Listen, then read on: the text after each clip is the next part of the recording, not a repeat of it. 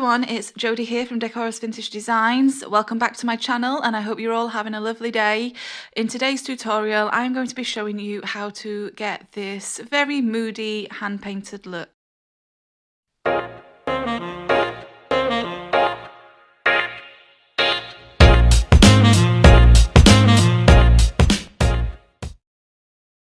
Started with, guys, I have already cleaned this piece in Dixie Belle's White Lightning to take off all that gross icky stuff, and now I'm coming in with some 120 grit sandpaper and I'm just giving this a scuff sand. The reason why I want to give this a scuff sand is because it is quite a slippery surface and I just want to make sure that the paint will adhere. So after I've sanded, I'm just going in there with a baby wipe, or you can also use a damp rag and and just wiping off that dust. Also, because this piece, it seems like it has a lot of oil in it, it could be very prone to bleed through, and at this point I'm not sure where I'm wanting to go with this. So I am using Dixie Belle's Boss in white and I'm just putting on one coat, and what this means is that it will block any bleed through. It also blocks any odours as well and is just a very good all-in-one primer. There's quite a lot to this video today, guys, so I will list all of the products below as per usual. You can support me by buying your Dixie Belle products and Would You Bend products through the links below. I will also, if you live outside of the US, I can also pop a link down there so you can find your local retailer.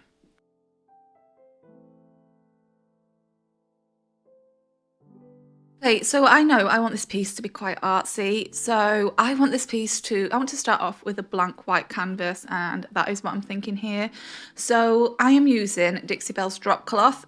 I just like drop cloth because it's an off-white, and I just think it's a very nice soft white. But there are other whites in the range, or if you have another white in your stock, you don't necessarily need to use this exact white for this. Now that the white has dried, down at the bottom of the drawers here, I am using Dixie Belle's Crackle, and I'm using a disposable chip brush for this because I find with Crackle, as much as I hate waste, I find with Crackle that it just tends to ruin your brushes, so just make sure you use a very cheap brush when using this. And so I am putting it on very, how do you say this? So I am not putting a thin layer on, I'm putting quite big galoops on it. And I'm letting it drip a little bit as well, and the reason being is that I just want a very rustic faded look and I want it to look very grungy at the bottom, and also just plain a little bit here. I'm still not entirely sure where I'm going with this, other than I want something artsy and moody at this point. So yeah, so the thicker you put on your Crackle, the thicker the Crackle will be. Next up, I have used some lemonade and some chocolate to get this very soft brown. Alright, so it kinda, at this point, I think I didn't really need to put on the drop cloth, but I didn't know this, so again, I'm just letting you into my process here. It is always more of a process than a tutorial, I will always say. So I have this image in my mind now that I want it to look like an old faded portrait, you know, when they get the crispy brown edges and they just look very faded. And so I thought a very soft brown might help me to achieve this look, and so I am just putting the brown everywhere, and I'm also using different brush strokes to create texture. So at the bottom here I've got some Crackle, which is obviously dried, and I'm going to paint the bottom of the drawers slightly differently. So using a chip brush, I am not going to use any water. So to get the best effect out of your Crackle, it is best to go in there with both a dry brushing and a cross-hatching technique. And so by dry brushing, you're going in there and you are not putting on tons and tons of paint, and you're not using water. You're just kind of wiping the paint off of the brush. And also the cross-hatching technique means you go left, right, up, down, and just basically in different directions, so that you get texture build up in different places and the Crackle peeks through very roughly in different places as well, and that is how you're going to get the best rustic look from your Crackle. Right, so it's the time for the fun part now. So the colour I'm using here is Vintage Duck Egg, and I am using round brushes to apply this, and I am also using my water mister. I'm coming in around the edges with pine cone, which is a lovely soft olive brown, and that is to get that very aged effect that I'm looking for here. It's always ideal to have a water mister on hand when you are painting, because it just helps the paints blend together much easier. So as I'm painting this as well, as well as using the round brushes, I am using circular movements. I also have the Best Dang brush to hand, which is a synthetic and natural bristled brush which has a large base, and that is going to be what I call my neutral brush, and I'm going in with that over the top then, using circular movement still, but also just blending things out. So as well as the vintage duck egg here, I am also going in with some drop cloth, and this is to get a kind of sun bleach look. So by adding the darker edges and adding the white, this is going to all help me get this aged look, and then also by using the circular movements, that is going to get me a very smoky look as well. You know, I'm creating, as well as wanting to create an old picture here, I am also wanting to create a little bit of a sky. So the sky obviously has clouds and is never just one, you know, one block colour.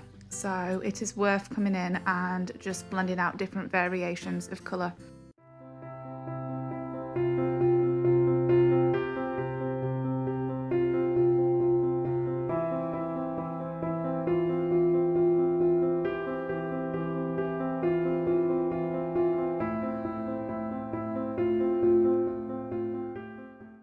I'm bringing another colour into the mix now, and this is Lucky Lavender.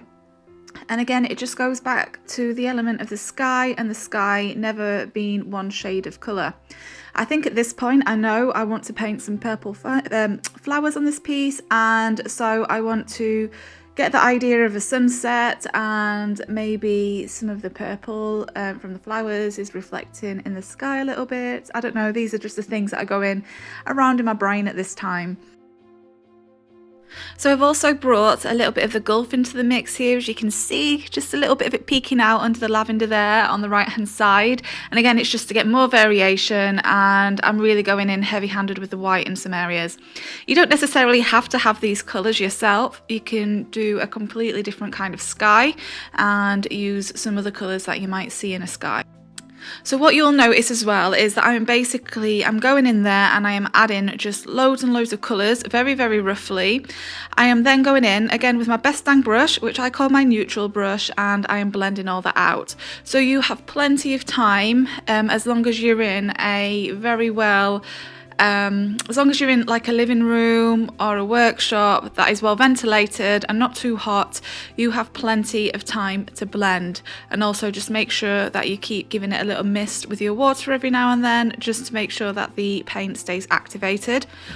If you find that the paint dries, you can also reactivate the paint for a short while afterwards by spraying the water, and then the paint will just reactivate and start blending again.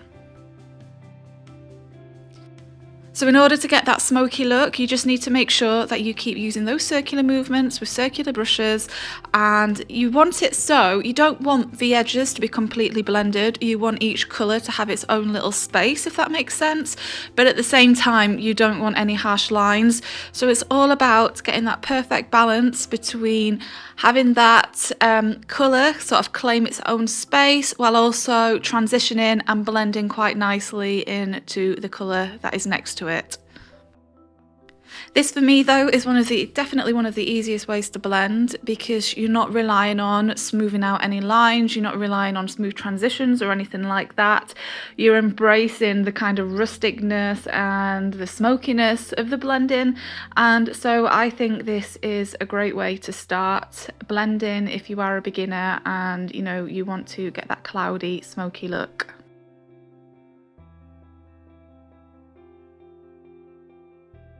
For the top to dry, I'm going to move back down onto the bottom, and I'm actually going to put a transfer which is called the Lace Transfer by Dixie Belle, and it's just a very, very, very pretty design.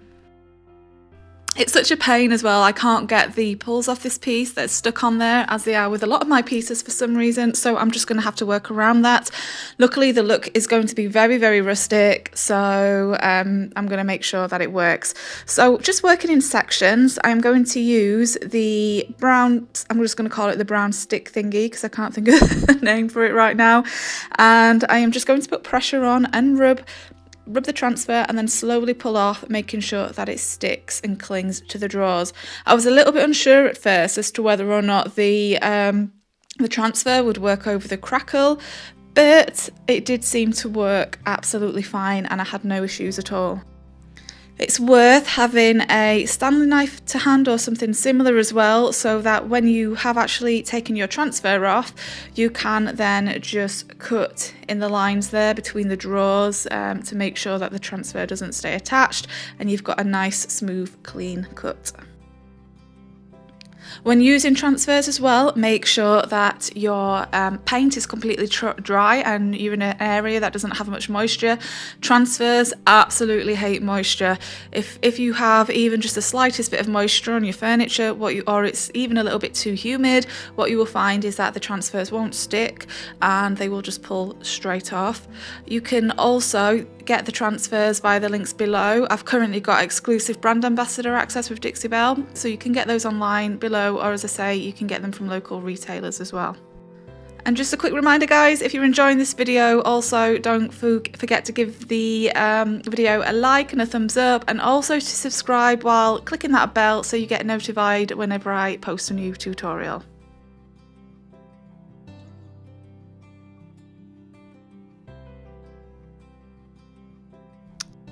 Okay, so the transfer will look quite faint against this because it is a grey going against a very browny white neutral background, so there's a lot of neutrals going on, but the transfer is also very slightly textured. I am going to put the transfer all over the drawers. I won't show you all of that because you can kind of get a gist of what's happening here, but the texture will come through when I do paint over the top.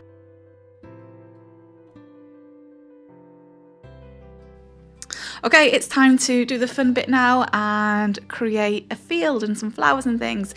Here I have palmetto and I'm using a mop brush and I'm basically just tapping away here at the sides, and I'm going to create almost like a U shape, I'll call it. So I'm going to go up towards each side and down the bottom there as well. So sorry guys, I've just realised it was Evergreen that I was using before, and now I'm using some palmetto over the top, and what this is going to do is it's just going to create some shadows. So if you think of where the sun might be hitting these bushes here, they will be hitting them on the top, and then the bottom corners will be very shadowed and very dark because sunlight will struggle to get there. So I'm just thinking of shading as I'm painting this. The mop brush is fantastic for texture and it just creates some lovely it just makes it look very leafy and very viney. And yeah, so the mop brush is one of my favourite go-to brushes when it comes to this kind of look. So here I am bringing in some soft pink and some amethyst, and again I'm just tapping over the top and blending, and I'm just building and layering colours. So again, if you think of so this is Lucky Lavender now guys as well, and I'm just using different variations of purples and pinks as well as the greens. And if you think of, you know, when you think of fields and bushes and flowers and wild gardens and things like that, it's never just, I mean sometimes it is, but more often than not you get different variations of colour, and you might have some darker bits and some very purple bits in one part, and then some lighter bits in another. What I'm going for here is a lavender field kind of look. I love lavender, it's one of my favourite scents. I just find it very calming and I just love the colour. So I want to create a lavender field kind of look here, so I'm going to go in with lots of different purples. I'm using the same mop brush for all of this, but it's only because I only have one right now.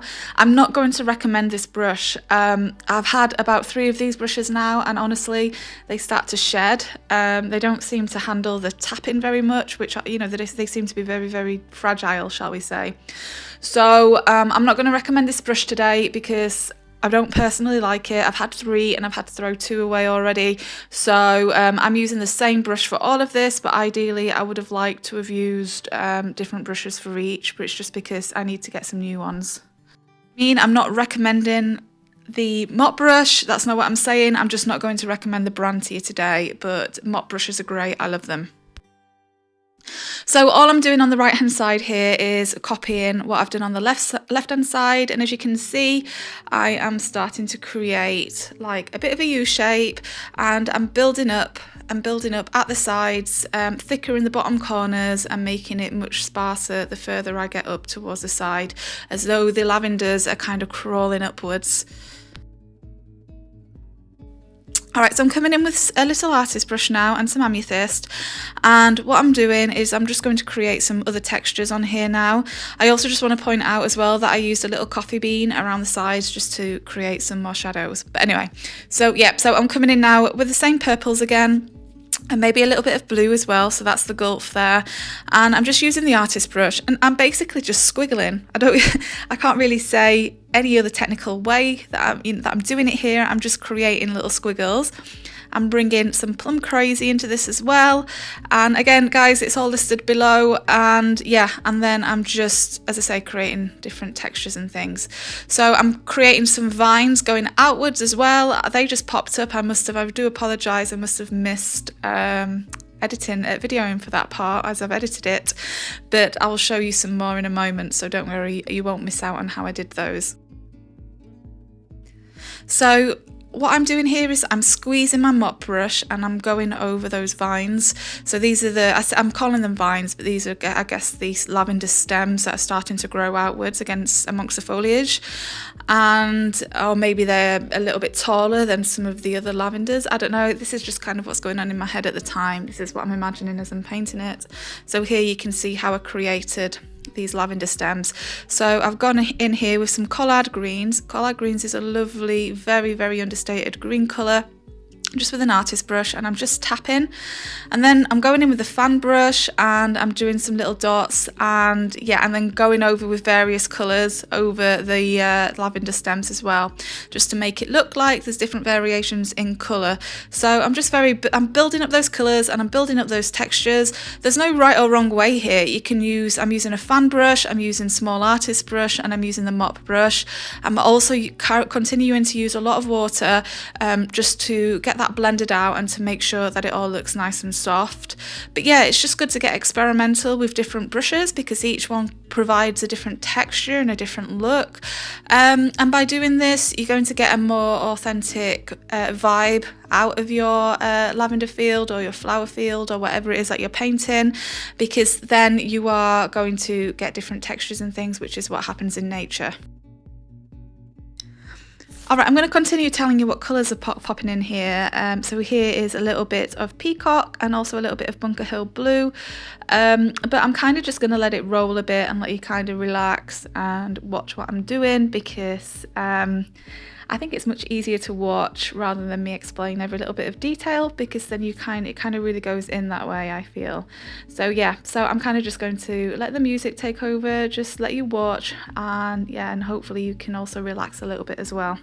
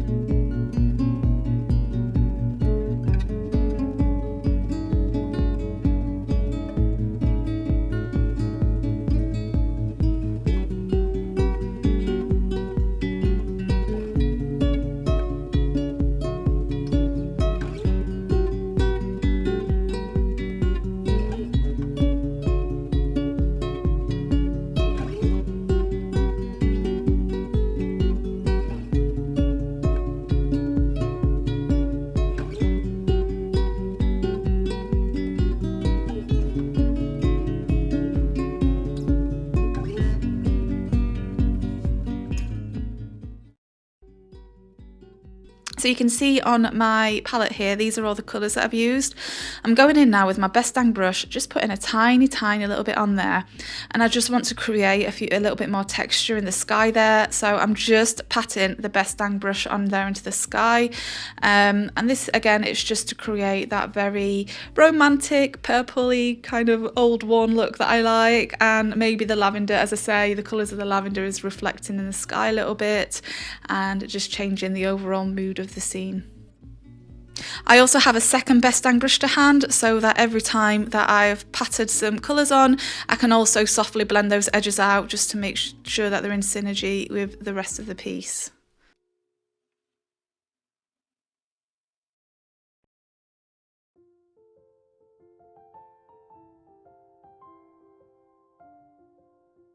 Using the same palette with all my colours on, I decided to go in here with a chip brush and start cross-hatching again. This is Amethyst right now that I'm using, and I'm using a little bit of aubergine at the bottom there. I didn't actually stick with this look in the end because there was just far too much purple. It just hurt my eyes, if I'm being totally honest, but it did form part of the process. So I just want to kind of show you here a little bit of what that looks like. So in the middle there, I'm going in with, I think it was drop cloth. It was definitely a lighter colour there. But as I say, you don't need to worry about this look so much. It is just, as I say, it's just something that I tried and I didn't like. And so I decided to repaint it. It is chocolate that I'm using around the edges again as well, just to continue with that very crispy old faded worn look that I want.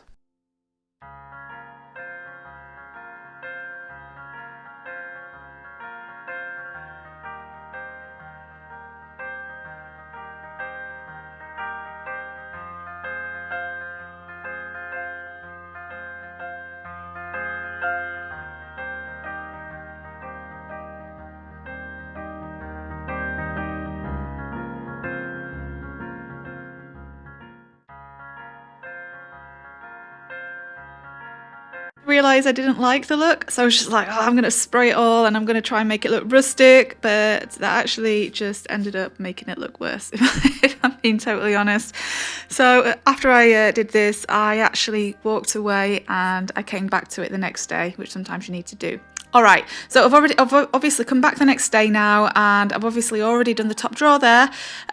So this is totally dry, and I've come in with some vintage duck egg with a chip brush again. The vintage duck egg is going to be my main colour, and then I'm coming in with some drop cloth there just to highlight a few areas, just to get that sun bleached look. I am still cross-hatching and blending at the same time, and that is just to make sure that I still grab the texture of the crackle, and also remember that transfer is there underneath as well. I also used pine cone then instead of chocolate around the edges, just to get that faded worn look, to make it look like the piece had aged. I did leave some of the purple in there, so I left a lot of the aubergine and things around the sides. But at this point, I just really need to calm this whole thing down a little bit. It was just the purple was drawing the eye way too much. It was too fussy. Obviously, I wanted the statement piece to be the actual flowers, and yeah, it was just distracting the eye from that far too much. So I decided to come in, do something a little bit softer, a little bit more neutral, and I decided to pull the colours out of the sky as well. However, I did need to make sure that I had a little bit of purple in this, just otherwise, again, it just wouldn't have looked right. So I did kind of put a little bit of aubergine around the edges as well, just to make sure that I had that purple tinge there.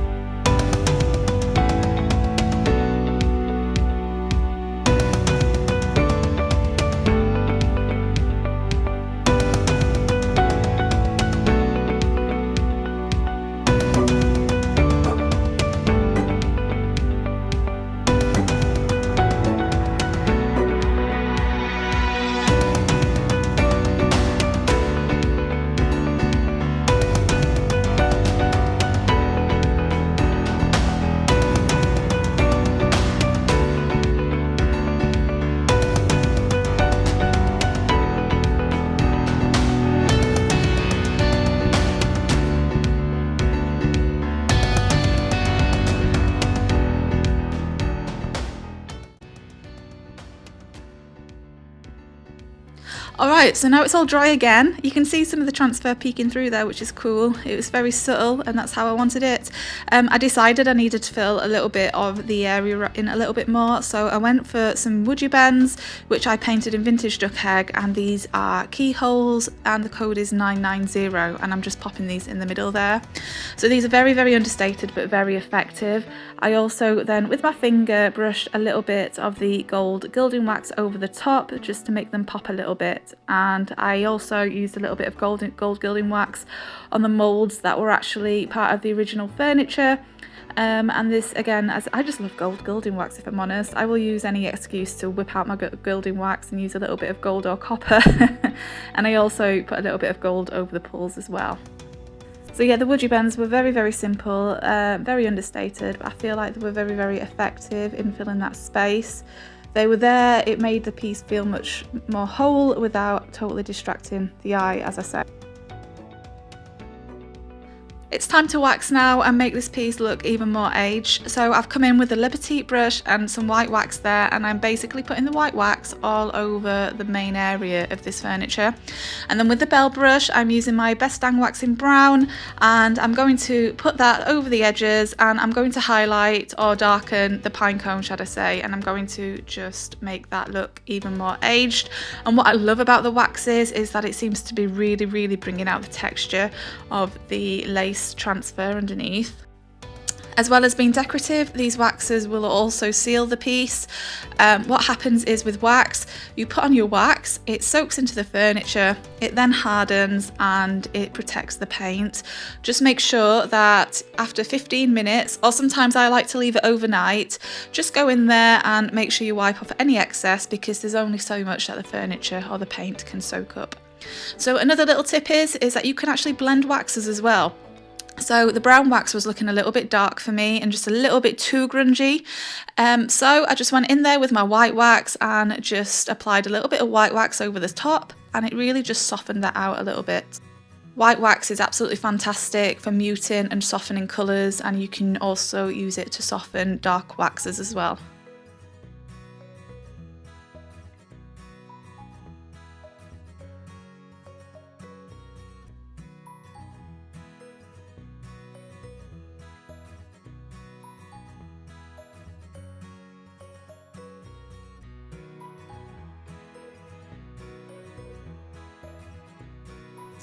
I also came in with some white wax on the top of the piece, and I'm using this on the flowers as well, because I just want those flowers to look even more, I keep calling them flowers, but lavender I mean, and I just really want the lavender to look much more aged than what it is right now, and white wax is perfect for this, and it's really just going to soften that purple palette up a lot. I'm using the Liberty brush again, and I am putting a tiny bit of pressure on just to make sure that it soaks in nicely, and using circular movements, and that is just to buff it out a little bit. I personally like really matte looks, but you can actually buff out your wax if you want to get a little more of a sheen. So after 15 minutes you can go in there with a lint-free cloth and buff out the wax. Alright, and like I did beneath, I am coming in with some brown wax again and just going around those edges just to make them look even darker. And yeah, and this is just going to add to the overall age of the look and really make it pop. So I really hope you enjoyed this tutorial today, guys. This has been this piece actually took me a month to complete in total, and it's been one of my favourite pieces that I've ever done, if I'm being totally honest. And as I say, if you have any thoughts on this or any questions, then don't forget to leave a comment below. I reply to all my comments, and have a wonderful day. Bye bye.